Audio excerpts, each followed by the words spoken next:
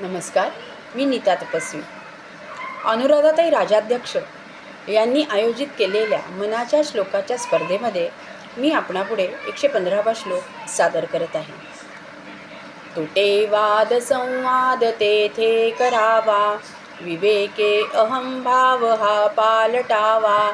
जनी बोलण्यासारखे आचरावे, क्रिया पालटे भक्ती पंथेची जावे.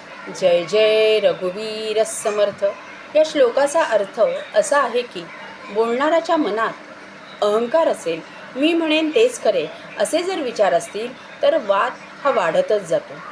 पण विवेकाने अहंकारावर मात केली तर नक्कीच संवाद घडेल.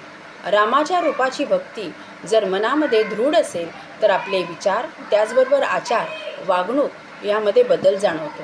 आपण बोलल्याप्रमाणे वागू लागतो. धन्यवाद.